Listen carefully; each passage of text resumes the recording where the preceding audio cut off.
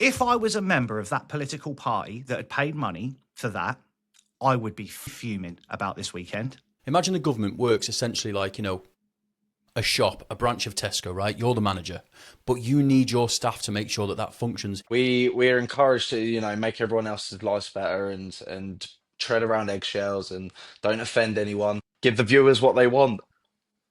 Well, what they'll want is to unfollow me and call me a cunt. I saw like a shadow in the reflection. I thought, Can you just be a professional for 30 seconds, Swano?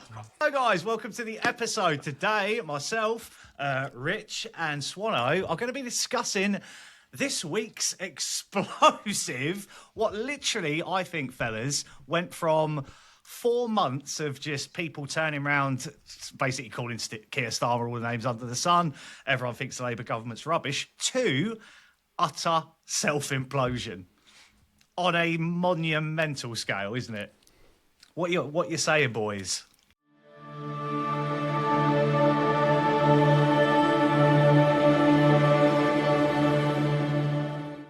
It's been glorious to watch, hasn't it? It's been absolutely glorious. I know you're probably going to have lots to say about it, Bruce, and I know if someone else comes in, nothing's going to change immediately and all the rest of it, but just seeing someone unravel someone who you really, truly despise, just watching them unravel, watching everyone turn on them, it's just glorious to watch. Quite frankly, I just like the drama. I'm loving it at the minute. I really am. Yeah. Swano, what's your thoughts, mate? Well, I don't like the drama. I'd rather be led by a serious movement with some common sense and togetherness and, rather not get to the point of drama. But I am very happy with the way the vote's gone, whether people have voted for Reform, Greens, Lib Dems. It's a nationwide vote that just shows that we want change. We want something different. Obviously, I'm very happy that Reform have done so well. But yeah, just coming away from the two-party system, the establishment, as I see it, it's a step in the right direction. And yeah, we'll see what time says. Yeah, I agree. I think I think for the longest period of time, people have been calling for or wanting a revolt. And I think all of us have agreed in previous episodes, we don't want to see civil war or anything like that kind of thing. And I think it has. This weekend sparked a bit of a revolt. And I think a lot of us have always said, you've got to get out and vote. And it proved a point. It's shown that we can use their own system to beat them. We start edging them out bit by bit. My concern now, though, is how much they fast track what they want to do. Because I can't see. See, I've been saying for a while now, I personally think we're going to wind up with a general election next year because we've got a whole round of mayoral elections and council elections coming around again. In fact, more than what we had this year. There's going to be unitary authorities going up. There's going to be also because the whole reason they kind of cancelled the elections in the first place was originally when they were going to change over Suffolk, Essex and Norfolk were supposed to be condensed into unitaries. So they were going to take away the district vote and the council vote, combine them into a unitary and have one mayor that operated in East Anglia. So that was one. Then there's other ones going on. So they've obviously had to postpone that a bit now, but there are still others. So there's going to be governmental changeover. There's going to be a change in the way they do the councils, which is going to cause turmoil as well. And it's a really easy way for the establishment to be destabilised once more. Then throw on top of it what we've seen with the aftermath of what's actually going on now that we're seeing play out live. What do you reckon to that? Because I think they're. You know what I think was really interesting was when you looked at the locations for where Labour tried to ban the local elections, and then you look at the actual results, like Reform swept the board. And look, I'm going to be completely fair because I know everyone's, he's part of Restore. Reform have done incredibly well, and fair dues to Reform because not a lot of people have actually made this point yet, or if they have, I haven't heard it. If it weren't for Reform, okay, we would not have had these elections. It would not have happened. So, first of all, I just want to say that fair dues because if it weren't for Reform, then we simply wouldn't have had the choice. Ours aren't till next year, so I'm really looking forward to that. But, mate, there's a change in the air, isn't there? There's a real change. And for Reform to have broken through that two-party system is, mate, You said about there being an election next year, general election next year. I think it could be sooner. I really do, and I think reform could. I think we could end up with a reform government very soon. Well, I think we're in a situation. Swano, go on, chime in, mate, because I don't want to hog off you.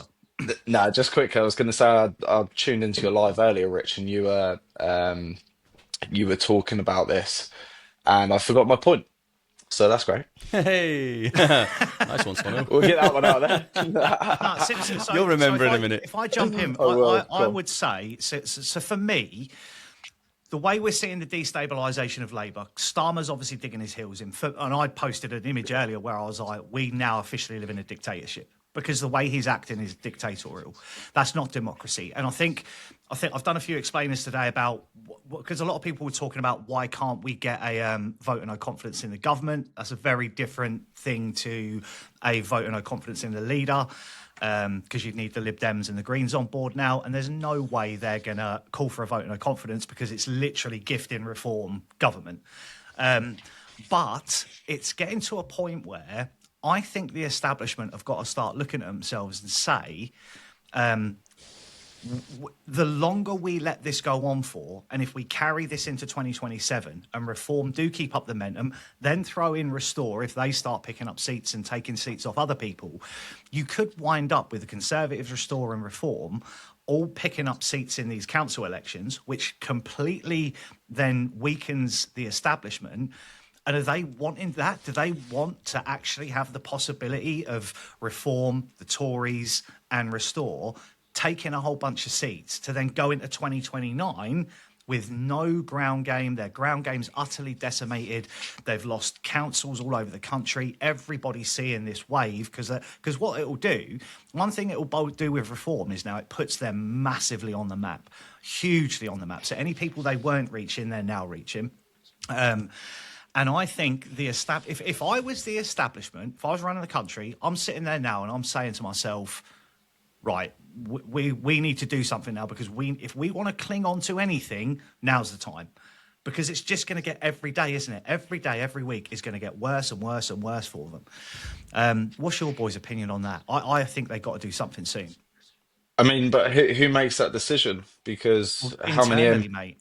Yeah, but I mean, since Saturday, it's about 87 MPs now, is it? That have spoken out publicly, Yeah. roughly 87, 88. And he's come out today and said to his the ministers after the ministers' meeting, "I'm not going to resign." So, who is going to make this decision? Well, the thing is, the reason why he's not resigning is so how it works is, you get the 80 odd MPs who then do the thing. So it needs to be 20. So this is not parliamentary rules, by the way. This is Labour's own rules. So it was 10% last year and they changed it to 20%. So that tells you everything. So that got changed last year to 20% from 10. So they've already upped it to make it more difficult to get him out. But now they've reached the 20% threshold. What they need now is either Angela Rayner, Burnham, Miliband.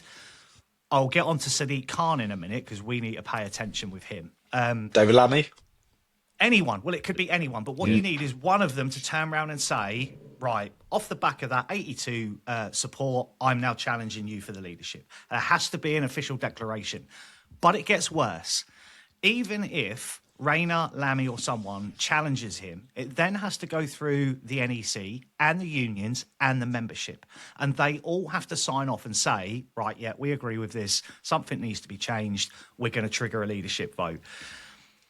And it's, yeah, so even if that happened tomorrow, you're going to be looking at a minimum of 4 weeks before anything gets done. A minimum. And then we start talking about Burnham and Khan. But I'll let you, go. I personally think Starmer's going to just hang on until the elections next year. I think we've got another year of him easily. Rich? I mean, what's he going to do, though, Bruce? Because his entire cabinet now are just resigning. So what's he going to do? I mean, when you're deputy PM, when the health minister, when all these people, I mean, Jess Phillips has just resigned as well. Like, where do you go from there? Because I tried to break it down on my live stream today, and I said, imagine the government works essentially like, a shop, a branch of Tesco, right? You're the manager, but you need your staff to make sure that functions. He hasn't got his staff now. Keir Starmer when you go through the people who have actually resigned, he must be sat in an empty room right now, surrounded by a bunch of advisors, and he's just got his head in his hands, thinking, where do you even start when you haven't even got the staff, when no one's backing you? Where do you start? That's surely he can't hold on for the next year in that sort of environment where he's got no one backing him, he's got no one doing anything. Well, worst case, the thing is I think as well is obviously with these resignations, it's not a resignation from the Labour Party, so it's a resignation from the position. Resignation from the Labour Party would be even worse for them because then they're just dropping out as independents. But I don't think they'd do that though, would they? Because no, because that's when you start widening the picture to. Now we could be looking at vote of no confidence in the government. That's when other people will prick their ears up. But I made a point earlier that I don't think a vote of no confidence will ever happen because the Greens and Liberal Democrats won't want it. Why would they want to risk a general election and give their seats up when they are set in stone till 2029? Why would they want to let Farage get in and get them all booted out? It won't happen. So we got to take out a vote of no confidence in government. That's not going to happen. But back to what you said, Rich, they've still got 400 MPs sitting in that building. So effectively, he can recruit anyone out of them 400 MPs into that cabinet. He can just promote people. So even if Philip steps down, they just pick the next person. So if he's still got 100 people, which is what I've heard today, there's a email or something's gone round where there are 100 people still inside Labour giving him support. So he's still got people there that he could recruit back into those. They'll just get replaced. That's all they do. They just move the pieces. They just because he reshuffled the cabinet 4 months ago, booted people out. They all got moved around. So that's all they'll do. They'll just move other people into the positions. But I think if he does that, I mean, you've got to look at the wider picture as well. Is what he's done. He's banning people from coming into the UK. Obviously, Swano, you just posted the thing about Dominic Trzaskowski. He's been banned now. Eva Vlanabrook. Loads of people that were going to be coming to UTK have all been banned. That is about as authoritarian Don Keith, I mean, the guy's a podcaster. It's ridiculous. It's like it's supposed to be... The irony of it is it shows how quickly the government can stop people coming into this country if they really bloody want to. Yeah. And I that is it Valentina Gomez? Yeah. Gomez, yeah. Yes. So obviously she's been banned from coming in legally. She's saying that she's going to come in via small boat. So what would be even more hypocritical is if she becomes the first illegal crossing that is detained and deported and stops coming to this event. But that's be interesting. It's just exposing their narrative. Yeah. It's exposing their failure. It's exposing their two-tiered system. And it's just everything else, literally the day later, the Labour Party posted across their social media, we're going to go full throttle now on getting the EU stuff done. And I knew that was as soon as they feel like they're under threat, they're just going to. And I think what we've all got to do is pay very close attention to the Parliamentary Bills webpage. And I'm going to be brutally honest. I'm going to say this now. I'm a little bit worried about Saturday because I'm worried something's going to be done there. And I don't know what I'm saying with that, but it just all seems a little bit heavy-handed. Well, we all felt it the first time, didn't we? Really, we were all a little bit nervous about attending it. We didn't really know what we were getting ourselves into. I think that was more around the pro-Palestine thing and the activist left. Now I've got a little air about me where I'm like, are they going to send the police in there heavy-handed? I don't know because last year, I mean, Swano wore my stab vest, didn't you, mate? I did. You were Go on. funny. No, you wore. Swano did. I've got a ballistic. I got a stab vest. The police told me to get one when I was doing my protests last year. So me and Swano were talking, and I said, "Look, I'm not going to be wearing it anymore. I'm not going to give anyone the satisfaction of making me, that fearful of turning up to a free speech event, essentially." But Swano was like, "Well, no, I'm a different generation to you, and I'm fearful, so I'm going to wear it." No, not quite like Swano that. wore it, but we spoke, and we said, "Look, it wasn't even." The left don't really they don't worry me. These anti-fascist types, they don't worry me whatsoever. These are the kids that got bullied relentlessly in school. That's why they are the way they are, because they're all weak. The thing that worries me is false flag events, and that's what me and Swano were talking about last year. And for me, I still think the false flag. I mean, we've seen what the police do. You turn up, you're completely peaceful. You're all stood there, happy as anything. And you guys were there, man. We saw the atmosphere last year at UTK. It was electric. It was fantastic. It was brilliant. Everyone was there, and it was like And it was everyone like was we were well all just behaved. on the same team. Yeah, it was brilliant. Yeah. But footage did emerge of police just randomly out of nowhere, just shoving people, I was just out of there. nowhere, people filming, and it was like shove, and people were like, "What are you doing?" And then they're on that person. There were 14 arrests, if memory serves me correct, at UTK last year, and of those arrests, there were, I think it was 12 out of 14. Were people on the left who were arrested. The people on the right were just like, no, we're not getting involved. And even though they were getting pushed about by the police, people were so well behaved. I mean, They were very well restrained. Yeah. Yeah, I mean, I what's will, I will that? say though, I will say I didn't get anywhere near the event. The police shut it off. They Yeah, said max capacity 250 or something like that. So I didn't get anywhere near the event, and we actually got ushered round the corner, and that was where the police were antagonising the people who were quite angry about not being able to get to the event. And I am actually surprised that we only had sort of two or three arrests. Now, I'm not saying they did anything wrong, but it did get heated, and I was sort of second in line. Go, go on. but it will get heated, won't it? Because what they did, Swano, if you remember rightly, because we were together until we got over the bridge, and then we all got separated. But what they did very, very cleverly was they blocked us off from behind once we got over the bridge. Then they blocked the sides, but they pushed some people over, and then they blocked the front. So they herded us all in, like literally like cattle.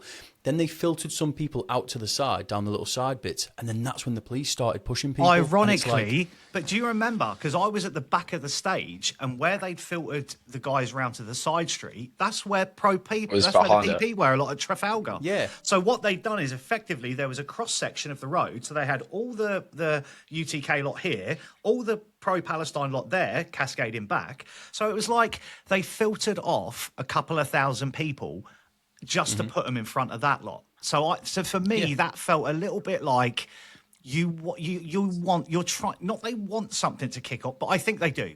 And I've been very vocal about this, and I think if you're watching this, congratulations to the general public of the United Kingdom. It is my opinion on all this now, and everyone, yourself, Rich, Swano, everybody else, all the content creators, because I think we've been very restrained. I think we've seen people arrested that we like for petty things. They've tried to curb free speech. Every single time we turn up at any kind of protest, Rich, you'll know, and Swano, you know about this. Every time we've been there, the pro-Palestine lot turn up, they're shepherded in, they're antagonistic, they're aggressive. And I think everybody has just kept their cool because I think they are desperate for us to kick off so they can just go, told you, They're the look at them, problem. look at them. They're the problem. We told you they're far right. We told you they're bad news. And I think no one's done it. And I think they just keep doing all these little things to drive a wedge. They're trying to get us to crack. I went to a protest just outside of Manchester. I can't remember what the name of the place is called now. I think it was Stockport. And we went to a hotel and we were talking to the police. And I mean, I've been accused of being a bloody informant and all sorts because people have seen footage. But when I'm there, I talk to the police.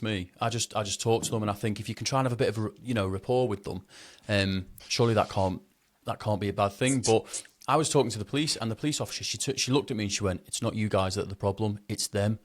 And then it was like she kind of looked at me as if to say, "Oh, I really shouldn't have said that."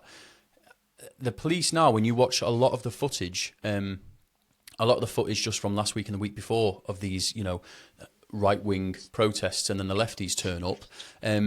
It's actually the lefties causing a lot of issues, and we actually saw some footage last week of the police turning on the lefties and hammering all the Antifa lot.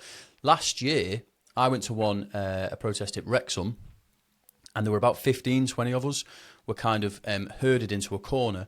And then the police, they were like, no, you need to wait here before you go to the main part of the protest. And what they did was they got the Antifa lot, the Stand Up to Racism bunch, off the coaches, which were, I say the coaches, they were essentially just police vans, got them off and then walked them all past us to get them to where they were going to be, held us there, then walked them back past us again, and then said, right, you can go now. And we were like, what's that all about? And they're like, oh, it's just what we've been told to do. It's like, yeah, brilliant. They don't Special even know treatment. themselves why they're Brown doing it, but yeah, Innit? yeah. I think what we're going to see this year, on Saturday, is a lot of sort of undercover agitators I whether think that so as be well, mate. That's lefties what I'm or worried about. police. That's what I'm worried about. Yeah, Because it don't take a lot. You just need 10 people. You need 10 yeah, people to get to the front of that thing, launch a bottle, job done. yeah, Because it's then not about everybody else piling in. It's about the fact that the bottle goes over the top, cracks a police officer, it gives them the thing to then wade in. And once they wade in, people will react to it. route. And Yeah, then everyone will be like, well, they threw bottles at us, someone launched something. And you know what it's like? It's just literally over the top and scarper off into the back into the crowd, and it's done. It's so easy to spark it. But I do think I've got a feeling there was a little bit of that last year, and I think people didn't. I think actually what people did were more saying, like, calm down, don't react, don't react. People were sort of pulling each other back, saying, like, let's not get involved, don't get involved. And we have to have more of that with everything, with our narrative online, with how we are on the streets. Because I know people think that protesting's a waste of time and petitioning's a waste of time, but it's incremental. It's all these little pressure points that are hitting them everywhere. And then when you get a big protest like this, we need to be heavily disciplined. Just be them people that just you know what, let them get caught, let them be the ones, because they'll get caught, they'll get seen, and I think the police will quickly turn on them. I don't necessarily always hold the police in condemnation, because I do think a lot of them are on our side. It just depends who you get on the day, doesn't it? It depends who they push in there. But just going yeah, back to what I said a minute ago about, like, from what I saw with the trouble that I saw, I was surprised that we'd only had a few arrests. What I'm saying by that is the trouble was mainly caused by the police, in my opinion, but there was a lot of reactions, and I do wonder whether they were undercover agitators. Because why did they not get arrested? I yeah. saw arrestable offences, and there was more than two or three people. Yeah, only two or three people got arrested. So were they just more police agitating, pushing back? Because I was on the second line, and like you said, I had someone with me. He was holding my backpack, ready to pull me back, but I was there trying to calm people down on the front line, saying, "Look, this is not worth it. This is what they want." But yeah, I'm surprised. I do wonder if Yeah. there was a bit of that last year.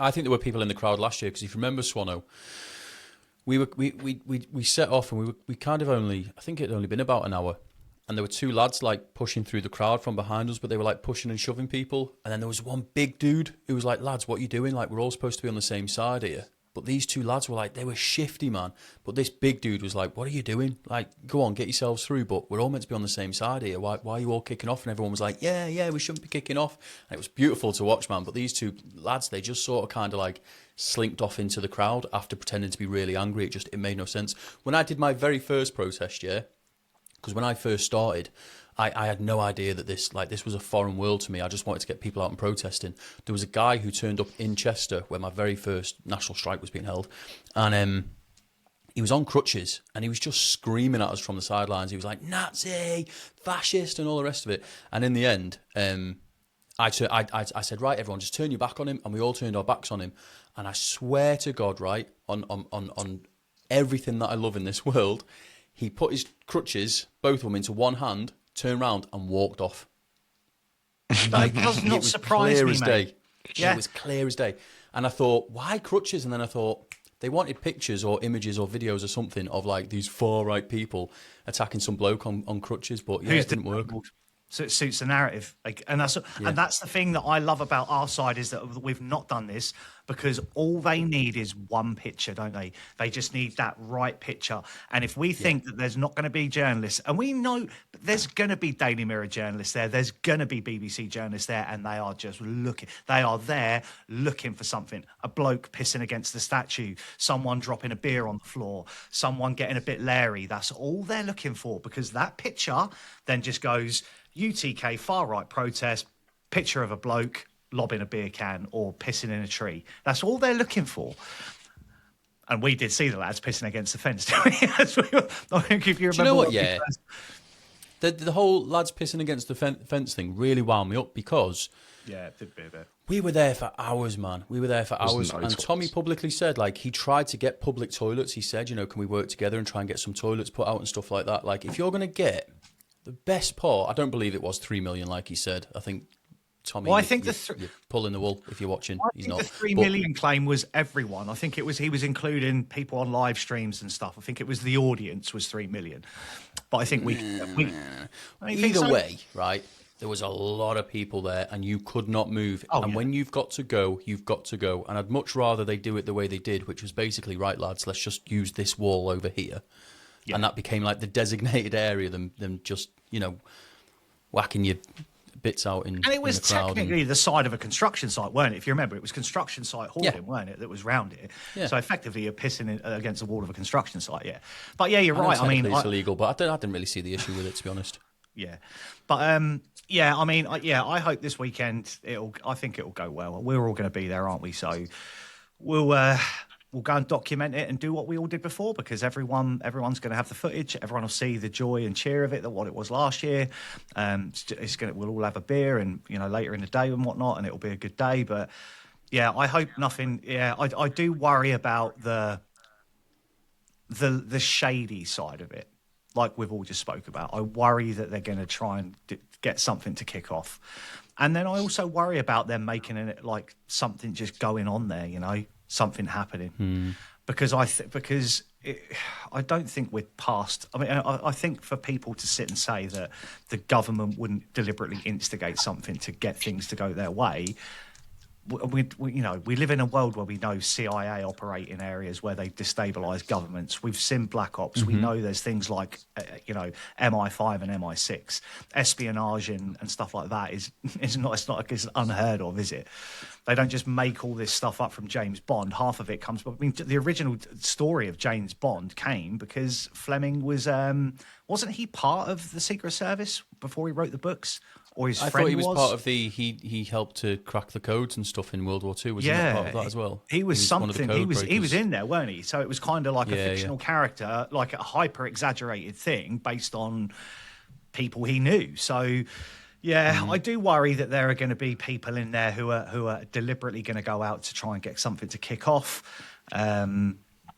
But obviously, you can see the reaction by the government in the way they're trying to ban these people from going to it, and how they're reacting. I think they're doing it on this week. purpose to get people Piss people angered off. and riled up. Stoke tensions, yeah. Yeah, but do you know what? Seriously, I've got so much faith in our side. I don't think it'll work. I think all we have to do, Tommy will sort it. He'll get them out on the big screen. They can do their speeches from over in the US. Whether communications will go down. I mean, do you remember our signal last time? I know it happens when you got a lot of people in a crowded area. That's just how 4G, 5G, and all the rest of it works. But it was like instant Swanner. If you remember, everyone just went, "Oh, I've got no signal." It just nothing, yeah. stopped. And then the police turned into proper arseholes, because I remember people being like, "Oh, my live stream stopped," and they were like, I'll just record." So people kept the footage, and it was weird. It's quite conspiratorial, but it was like the live stream stopped on everyone's phones, and then the police started. It was like it was weird the way it worked. Have you guys seen I'm gonna go off on a proper tangent here because I might forget. So it's up to you, Bruce, if you want to. No, Have you guys seen what It's because it's going to be big news. Ben Habib has said that Nigel Farage and Boris Johnson were paid £1 million each by Christopher Hareborn. Basically, they've taken bribes to rig the last election.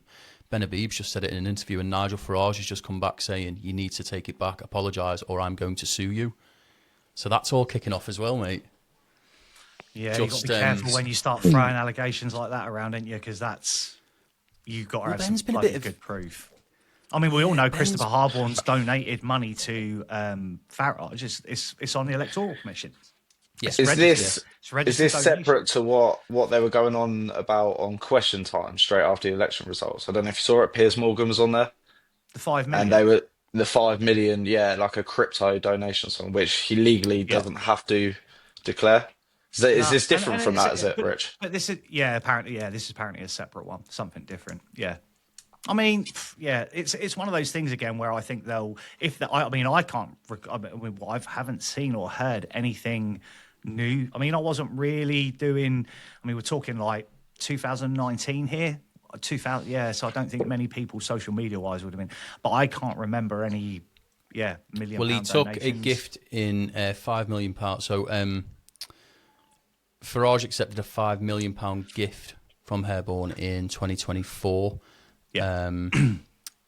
It was over a part, taken over. So since 2024, Hareborn's paid Farage £6 million personally. But I mean, do you know what? Yeah, okay, it's like £6 million, but It's not illegal, is it? Do you know what I mean? If one bloke wants to gift another man millions of pounds, so what? I don't really see the issue with it myself. But I know people will say, well, there's obviously a caveat to it. Well, of course there is. And you know what I raised the question is, as soon as people turn around and say that, they'll be like, oh, he's giving 5 million quid. I'm like, but why haven't you been criticising Lords David Sainsbury and John Sainsbury for donating £35 million to the Labour Party, the Tories and the Liberal Democrats? Both of them in the House of Lords, both of them part of the Sainsbury's empire, donating to the three establishment parties. Why is no one questioning that? Yes, it's all been done through the Electoral Commission, but surely you've got to start asking some questions as to why are these people donating to the three big parties that always get people elected into Parliament? It's a bit convenient, isn't it, that you're getting... you've either got a side, you're donating to Labour because you're for the working class, or you're donating to the Tories because middle class, upper class. But I think it just shows... I think it shows the centrism of all three of them. I think it shows the alignment of all three of them.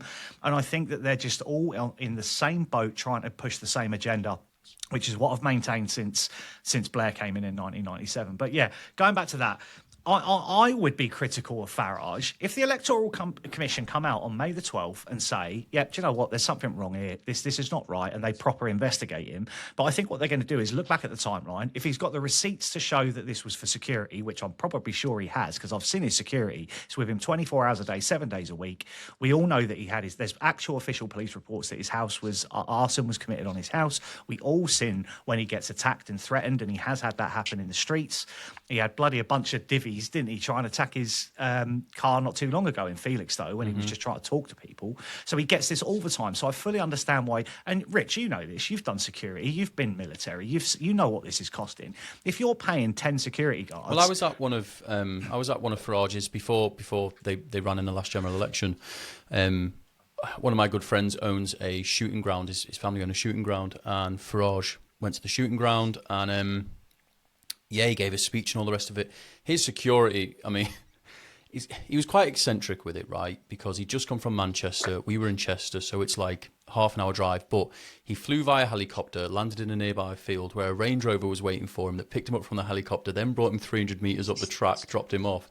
But his security team, I think, I'm going to say maybe 10 men in his security team. Like, I say they're all on 40 grand a year. Which is probably more than that. Yeah, something like that. Yeah, 40, 45 grand a year. Security never pays well. I mean, you're looking 400 grand a year for that, aren't you?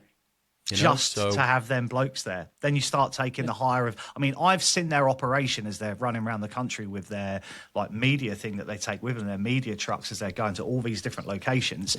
It's a fucking operation they've got on the go. But anyway, back to the point. I think I did a video about Farage and I said, look, I think there's obviously something to look at there because it's a lot of money and you can't dismiss it. It's 5 million quid. That's not normal money for normal people. It kind of feeds into that whole, they're on a different level to us. They don't really represent the working class. And I think that's more what people for our side are looking at. But then the left are just looking at it as like, he's broke rules, fucking shit, same old. And it's like, hold on a minute. You've put all the headlines out, as they always do. The headlines gone out. Farage just took this 5 million gift. You're all giving Keir Starmer shit for 50 grand. And I had people saying this to me, and I was replying in the comments and actually did a video response to this. I said, you're giving me shit for calling out Keir Starmer for this 50 grand donation that happened 2 or 3 months after he becomes the Prime Minister of the country.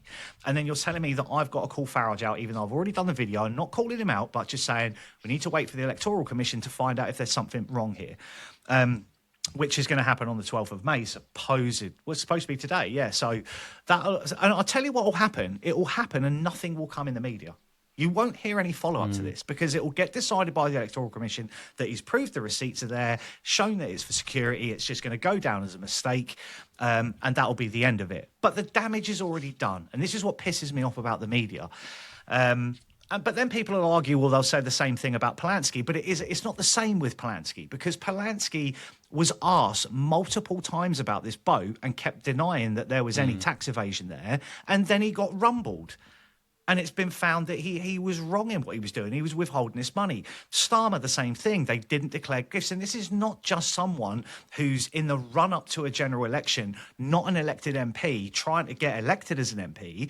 This is the sitting Prime Minister in the Labour government that have spent the last 5 years telling everyone that the Tories are corrupt, all these donations, all the shit that he was talking. And then literally 3 months after he gets in, gets found out for a bung by Lord Alley that supposedly got him access to number 10 Downing Street. And you've got to sit there. If you can sit there and compare Nigel Farage getting, which is an extraordinary amount of money from an individual. But if I was to turn around tomorrow, Rich, and just win the lottery and say, you know what, I'm going to give a you Swan, and so I'm going to give you £250,000 each. What's it got to fucking do with anybody else? The thing is, and that's my issue isn't necessarily with the media on this. It's with Ben Habib himself, because for the million, he's gone on and he's done this interview. Well, he referenced the 5 million as well. He's referenced the both of them, and he said, I believe, I think it's the case, allegedly. You can't do that. He's not come out with any evidence. He's gone, oh well, in my honest opinion, I believe such and such is the case, and it's like. We can do that. He can't. As a leader of a political party, he cannot do that. I can sit here. You could sit here, Rich, and say, yeah, I've seen it, and I believe, Farage just kind of showing me the 5 million, and Swano, you could sit here and go, yeah, I believe that that's something he would do. But Ben Habib can't come out and do that. He can't do that. In the position he's in, if he's ever going to reference something like that, if he's ever going to bring it up, he needs to get his facts together, he needs to get his evidence together, and then present it properly. Not go on some 100%. talk show and then say, oh, I believe, oh, allegedly, oh, I think it's the case that. It's just, do you know what, right? And you've had Ben on your show, Bruce. I had Ben on mine. As you know, I was part of Advance UK for a little while. I'm really disappointed. I'm really disappointed in Ben Habib and the way he's behaved in the past sort of 3 or 4 months. There's been so much. I really, really am. But yeah, it's just more of the same, isn't it? They're all the same. There's, smears, petty politics, lies, corruption, misleading. It's just boring. Like, we're all humans. I texted him and said, can you not just focus on your party? Can you not just focus on getting yourself up and running, getting your logistics, your framework in place? And instead it's like, it's almost like he's just trying to, I don't know, maybe he is bitter Ben. I don't know. Everyone said he was bitter Ben. And he just seems to be using all of his time, effort and energy to kind of smear other people rather than, try and tear other people down rather than build his own party up. And I would have, I agree. I would have thought after the Gorton and Denton thing, but I think it was one of those things where, and I kind of look at this Advance in the way is they had a lot of people leave their council, didn't they? Kind of all around it was kind of really around the same time that Restore were building up. It was kind of like a shift, weren't it? Everyone had, I think the funny thing is, right, this is how I look at it. I think that there were people that had their doubts about reform and they were voting for them because they were the only alternative. And then Advance came along and those people that had that mindset jumped to Advance UK instantly. And it was like, yeah, we just need something else that's not reform because we don't think, for whatever reason, they don't like Farage or whatever else. And they jumped to the first thing. Then it didn't really play out, did it? I think Advance got that Advance got that kind of put on that pedestal by it. But what I have seen is a bit of repetition or a pattern. He kind of got put on a pedestal by Tommy and by Elon Musk, promoted at Advance UK.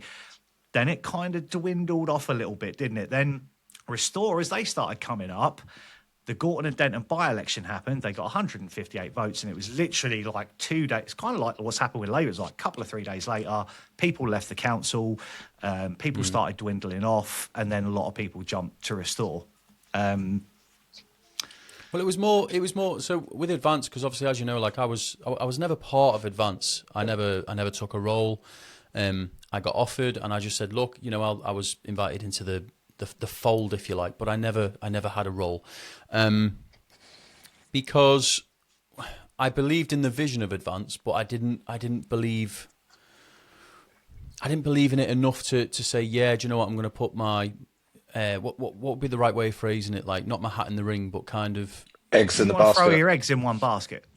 Yeah. So I just thought, you know what, I'll go along, I'll see how it goes, blah blah blah. And I really liked Ben Habib. I liked a lot of the senior members within Advance. I still do. I'm still friends with quite a lot of them.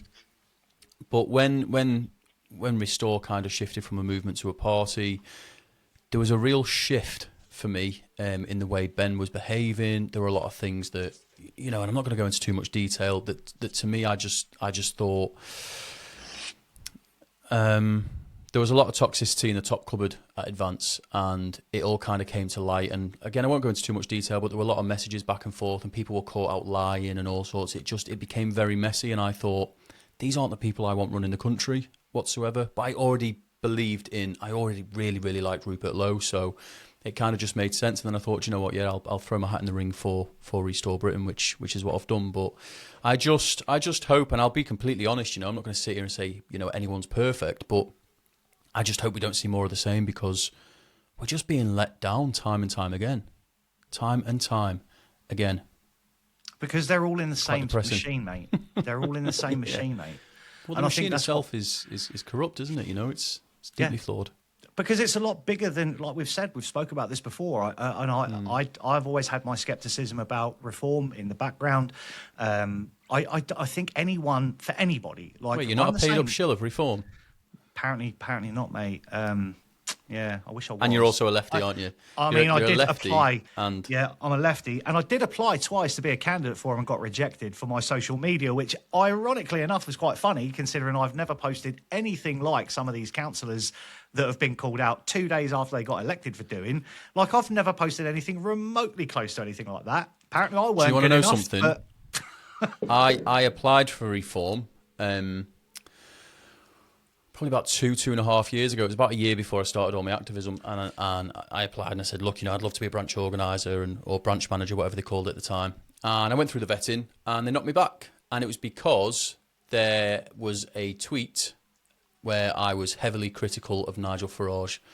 That's what they said. There was a tweet where I was heavily critical of Nigel Farage, and it was something that he said, and I just said, this doesn't make much sense, because he'd basically contradicted himself, and because I posted that, they said, "Nah, it's we're knocking you back for the vetting." And I thought, okay, and that was kind of the first sort of red flag for me, was that you weren't even allowed to kind of ask questions about his conduct, and because to me, they don't. Any political party doesn't want someone in who's going to speak up. I don't think. And want sycophants, don't they? A lot of them. They do want sycophants, really. They want people that are just going to be flag waving. And I'm sorry, if you're that kind, and I don't mean to be disrespectful to anybody in any political party who follows a political party, but I've maintained this for a long time. I've seen a marked shift in the last 2 years how people support political parties now. Because it's not about politics. It's turned into fandom. And I'm just like... Come on, they're fucking politicians in Parliament. These are not people you cannot throw your trust into every single one of them. And for me, it's always been with reform is the bigger the machine gets, the more people you've got in there that can hold them to account. That's where I think it counts. Like myself, I'm a member. I go to the conferences. I go to the branch meetings. I saw who was elected. I speak to these people. And I think that, for me, is where it's at. And then when I look at the wider hierarchy, I think Jenrick, for his faults that he has got, and Braverman for the faults that they have got, I think out of the Conservative Party as a whole, they're probably the two most aligned speakers that you would have took for reform.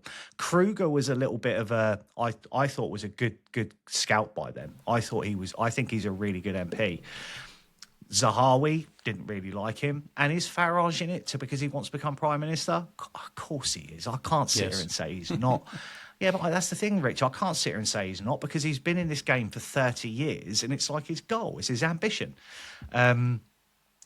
I don't think you're not using that party vehicle just to do that. There's things he's been against with the establishment, with the EU. There's so much documented evidence of the way he's been against this stuff for years.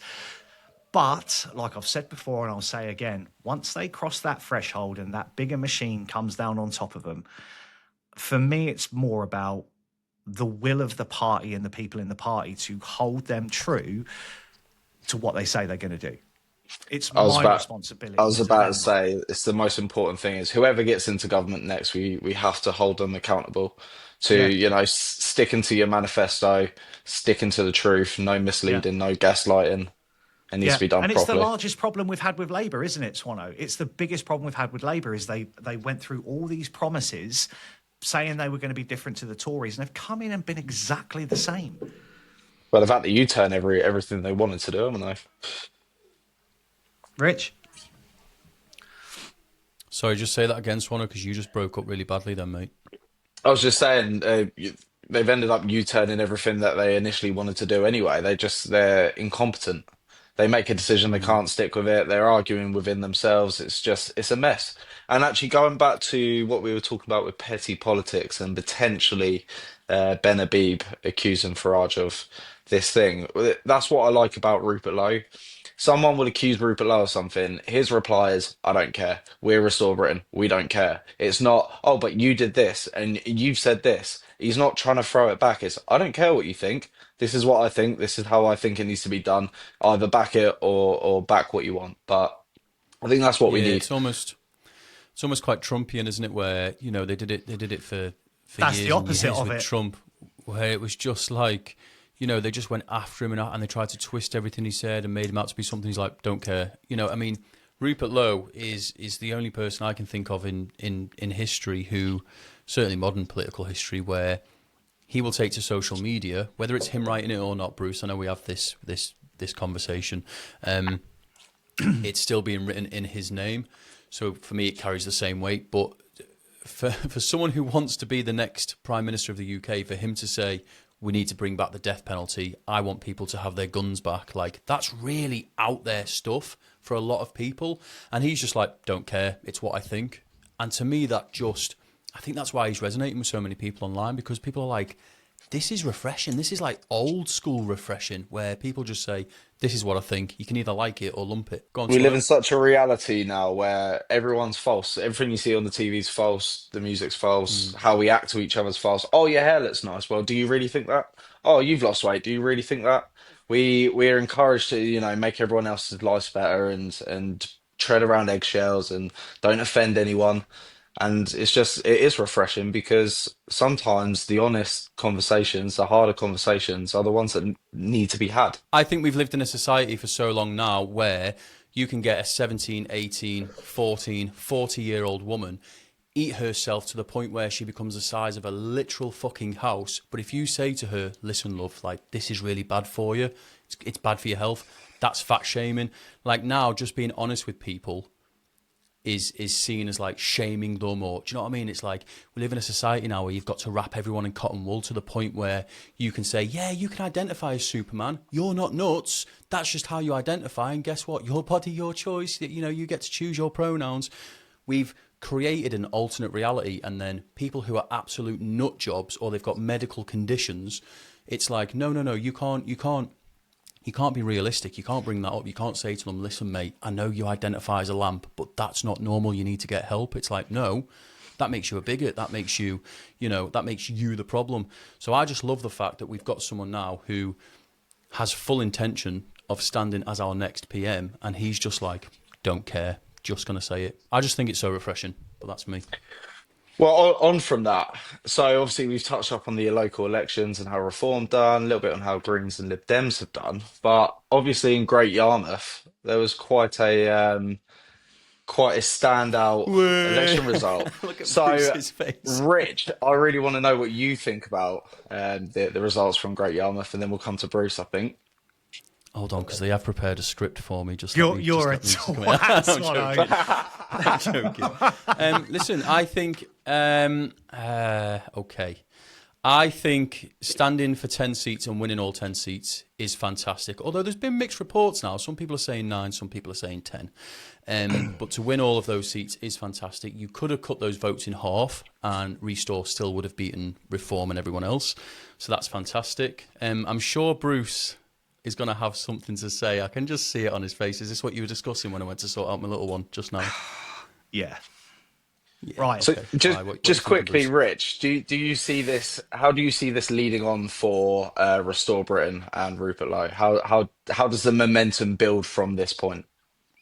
Online, I think very well, but I think overall, what's just happened in Great Yarmouth, I don't think it's going to have any effect on Restore Britain itself, because obviously they've stood as Great Yarmouth first, which fine, but then good point. It's Restore Britain. So, and this is, listen, what I love about Restore is that you're able to talk to one another. We all do it.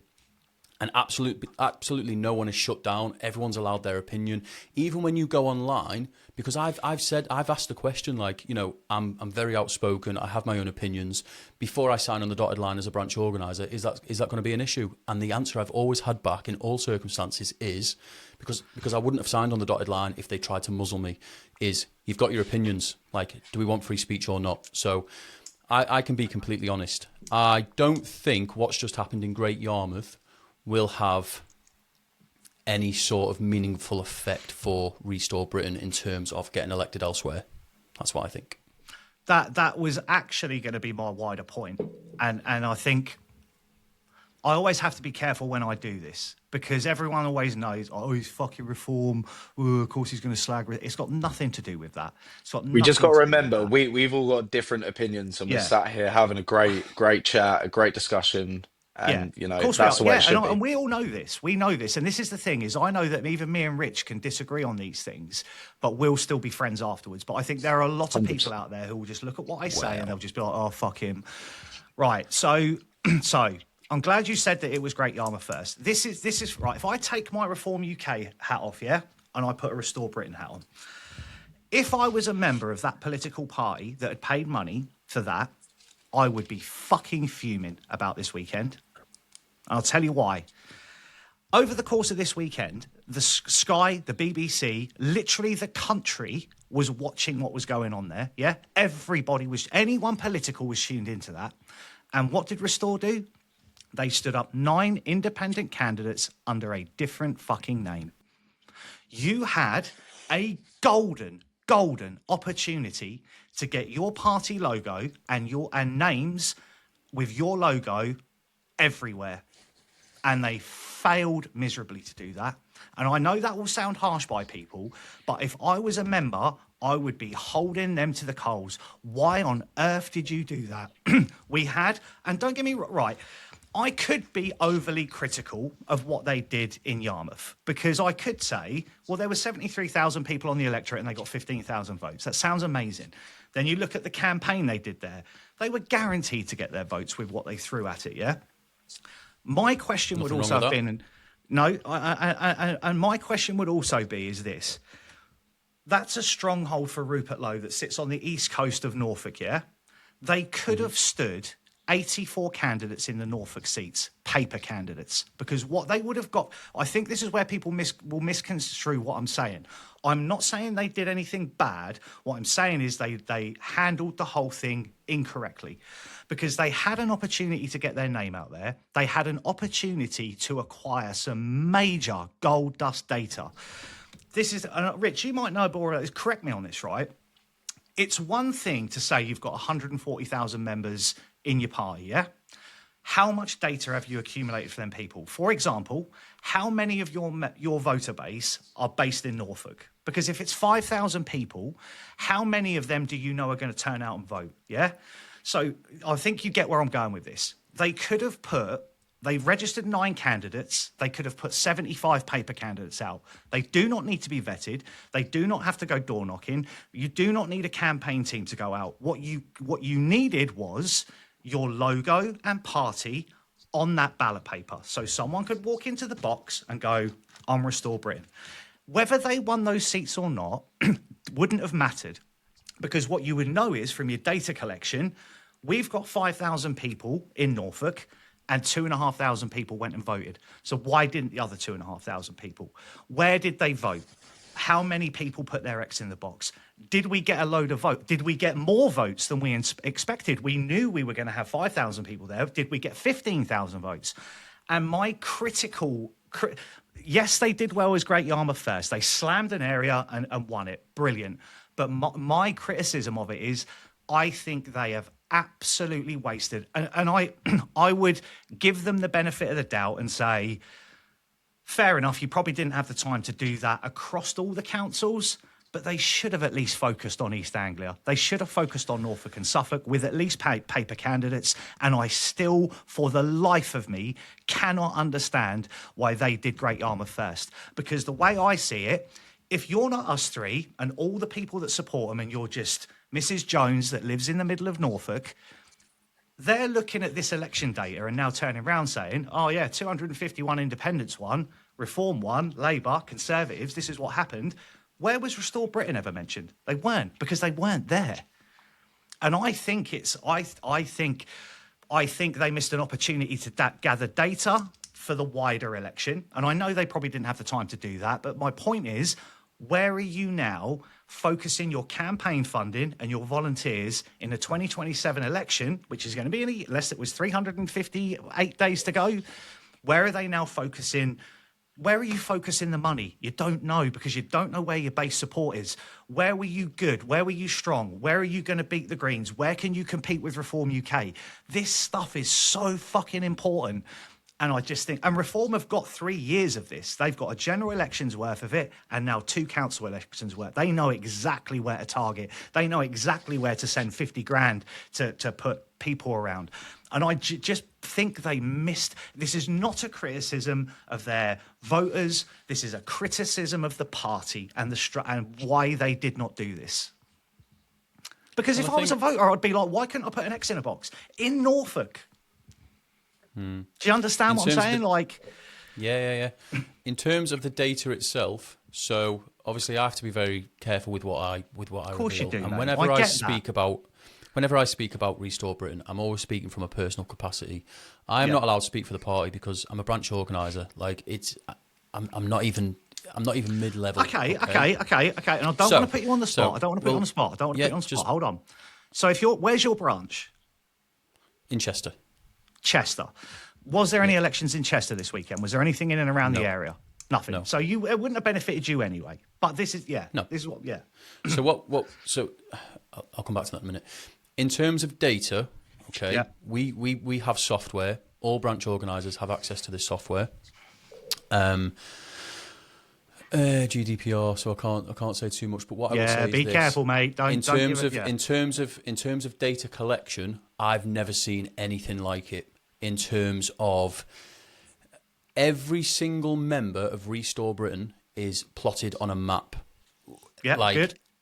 Everything you need to know, which constituencies have got how many members, like the demographics of these members, they're obviously where they live, etc. It's all logged. In terms of the data collection, so much is going on. The actual team at Restore, and I'm not just saying this, right? I have never seen such an efficient machine. I've never seen it.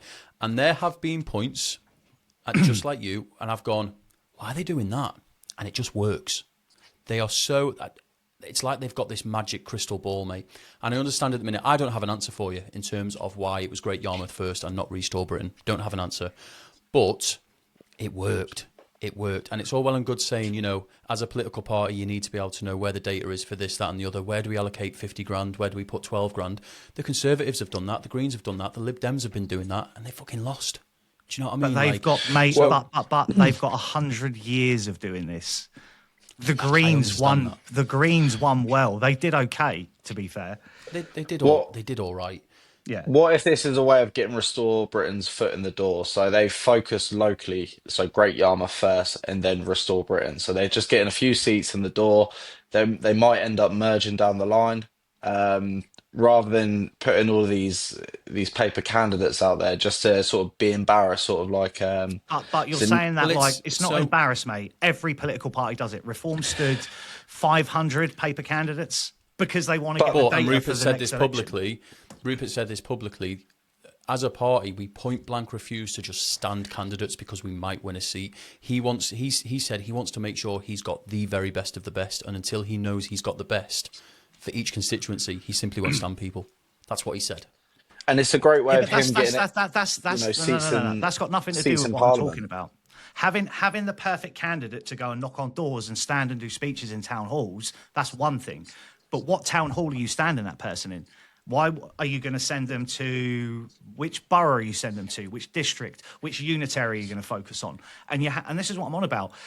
you can have all the best data acquisition in the world, but you didn't stand anyone under your own name. And the paper candidates, what it does, and this is proven through 3 centuries of government, everyone in the world does this, you stand paper candidates to see who puts an X in your box. Because then, because for all Restore knew, they might have a fucking stronghold in East Sussex of people that are focused there who would have voted Restore Britain. And when the borough elections come up next year, you'll have no data from that because no one's put an X in Restore's box. That's kind of my point. It's not like oh, they're shit. It's I don't understand why they didn't put their name, and it would have just been the advertising. Oh, we've had 10 councillors for Restore Britain, or your name would have appeared on every fucking one of those things of at least 200 votes there, 300 votes. Do you see what I'm saying with that? It's not like I'm slagging the supporter base off or the voter base. And I think a lot of people were asking, have we got candidates in Scotland? Have we got candidates in Wales? Go on, mate. Do you know what I'm saying? Have we got candidates here? And that was I was getting asked a lot. You was? It was getting asked so much. Well, why can't I vote Restore Britain? Well, they're not running. Yeah, and oddly, we better stop, mate, because we need him back because he's obviously in there. But it's hard, mate, because I know I can't ask him. He can't. Too much insider. Yeah, because it is too much insider.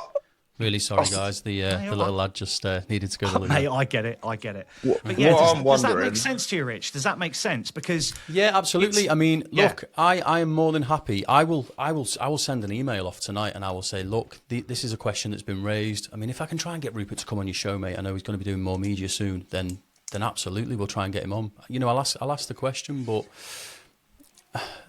I get what you're saying. I really, really do. I think, and it's not an attack. It's not an attack because I know. Yeah, because what I've always wanted to do is just give people the truth. And I saw lots and lots of people saying, like, have we got a candidate in Wales? Have we got candidates in Scotland? Because I think what you have is a base of people that would have gone and put an X in a box. And it's all very well to sit there on the opposite end and saying, well, we don't want to just put names down for the sake of it. But in Wales, for all you know, you could have took 2 seats there. But now you don't, and the opportunity's gone. And now you've got to wait blind till 2027 to do that, which is another year wasted because there's going to be nothing in between unless a by-election comes around. And now what you've got is, in my opinion, is a problem with, well, these massive 212 county council elections are going to come. Reform have got a £30 million campaign fund. The Conservatives have got a £30 million campaign fund. Have Restore got that? And if they have, where is that money going? Where are we focusing our volunteers? Where are we focusing our leafleting? Where are we going to put a billboard up? All this stuff matters massively. So, as a Reform UK supporter yourself, had they ran all over the country, knowing full well that they weren't ready, knowing full well that they would have taken votes off of Reform UK, how would you feel about that? Had they done that? If they took votes off Reform. Well, if they ran in every area and district in the country, then they inevitably would have. So Reform wouldn't have gained as much power. Because as well, it's annoyed me because what I want to see is where they are strong and where they're not. And I think everybody else did as well. I think most people, and it's not, everyone wants to get that data because for me, it then comes down to, right, if they prevented Reform getting 2 seats in this council and 1 seat in that council or 3 seats in that council, I mean, ultimately what you got to look at with Norfolk is Reform took 40 seats there and Great Yarmouth first, not Restore Britain, Great Yarmouth first, took 10. So now what you've got is when anyone looks at Norfolk County Council, it's going to be independent. And I personally think they're going to defect to Restore Britain later down the road, which for me is a fucking shady thing to do anyway. Because there's no way Restore can guarantee that every single person that voted for their independence is voting for Restore Britain. And that's my issue with it. It's like you've fronted up this other name, and people have, because there will be people in Norfolk who wanted to vote for independence because they don't believe in the party system and they want genuine independence that represented Great Yarmouth. And if they all then turn around later on and defect to Restore Britain, that's going to piss some people off because there's no way Restore can guarantee that those 15,000 votes were all genuine Restore Britain votes. And I'll tell you why they can't guarantee that, because they didn't stand under their own name. And that, for me, is a major red flag. That's not me being critical because I'm a Reform UK voter. That's me sort of looking back as from an electoral point of view. I just think it was a really, really badly missed opportunity for them. And what it would have done for someone like me is said, actually, yeah, they've got a lot of support. This is going to cause, unless they did it because they didn't want to show or show Reform or anyone else where their support actually is. Well, this is it would the be thing. quite a good tactic on that side, but. I actually quite like the idea of a leader that keeps his cards close to his chest, doesn't speak before doing, doesn't want to give too much away to the other political parties, because we have 3 years of preparation as well. I don't know. I think we'll see why he decided not to run nationwide, but Yeah. I don't think any of us really know kind of right now and I'm just what the answer I'm not is. looking at that as like oh my god, I am like, literally texting as we're speaking, trying to find an answer for you guys. There you go. But that's the thing is, it's not a criticism of like, oh, they're shit or anything like that. It's just for me, if I was, like I said, I took my Reform hat off, put my Restore hat on, I'd be asking some questions as to like, why did we have no one available to vote for? And paper candidates are used for that exact reason, Swano. Paper candidate, Reform put, like I said, they put a couple of hundred of paper candidates out because what they were actually doing was trying to find out what their voter base was in that area, because there's going to be another big election next year. So they now know, well, actually in Derbyshire, we had a lot of people vote for that candidate there. So if we now focus next year when the actual election takes place for the wider seats, we're going to dump a load of volunteers in there for a couple of days and we'll get Nigel to go there because he might be able to galvanise some support. That's But how then do Restore look at that and say, well, let's not waste our time putting all our candidates in that area. Let's But that's you why know, you go would to get this that other data. area. But that's the thing. But But they won't have Reform's data. for the benefit of the okay, so is it not publicly released, this sort of data? No. No, it's internal. Okay. This is like major internal data that you need on your supporter base. Yeah, this is not public. The public showing shows how strong Reform were across these councils. So what it would have done is it would have destabilised Reform a little bit. But I think what everyone want to know is by how much, because then what you'll see, and we've seen many examples over this weekend of vote splitting. There were instances where Reform lost out on a seat by 20. So Reform in some places got like 22% of the vote and the Tories got 18. And then Reform missed out on a seat or missed out on the council for Labour because of 1% of the vote. And because people are still voting for the Conservatives, chuck Restore into that mix as well, and then you've got a bigger problem, because then you've got another 6 or 7% has been taken, Reform go even lower, and you then put 3 or 4 more councillors in for Labour. That's exactly what vote splitting is. And there was a demonstration of that across the country this weekend. So you're not looking at 2 political parties in an election next year, you're looking at 3. And all 3 of them will cancel each other out. That's the problem. That's vote splitting, and that's exactly what first past the post is. And I think so the answer I've had back from another branch organiser, so this is not anyone who speaks for the party, but I am still trying to get an answer. Great Yarmouth First was launched in 2025. Yeah. Restore Britain wasn't. It wasn't until a few months ago that it was actually registered as a political party, but a lot of the groundwork in the local area had already started months ago under Great Yarmouth First, so they made the tactical decision to just keep it as that. But then that also points to the wider picture is they've run as independents as an independent. Like we said, you know, when we were talking the other week about the Electoral Commission, all these parties that get registered, because I did see Great Yarmouth First get registered on there last year. So you've got all these little independent parties. The actual point of those independent parties is you do get independents that group up because they don't want to be part of the bigger part of the wider party system. So yeah, I'm not criticising anyone for this. It's just an observation I took off. Good discussion. Yeah, it's an observation I took off the back of it. And from what I have seen of some of the comments made by Restore supporters, and I would imagine yourselves, surely you have to ask yourselves the question is like, we had an opportunity here to just put our name on the map because it was the biggest broadcast thing that was going on all weekend. And don't you think it would have looked better to come back off of this weekend and be like, we've now got 10 Restore Britain councillors on Norfolk County Council? Rather than how many, because any normal person who doesn't know who they are is going to ask the question of, what happened in Norfolk County Council? Reform took 40 seats, Labour took 5, Conservatives lost 20, and a bunch of independents took the seats. That's all they're going to say. And on that bombshell, boys, we have run out of time, so let's start again. And on that bombshell, boys, we have run out of time. Let's look forward to our next show, which is coming what day, Brucey? Well, this will go Wednesday. We'll let you know. We'll let you know. Thank you so much for watching. This It'll one's be Wednesday Wednesday, or and the Sunday. next one's Sunday. Yeah, Wednesday or 8 Sunday. a.m. It will depend which one this one's Bye, going to go everyone. out on.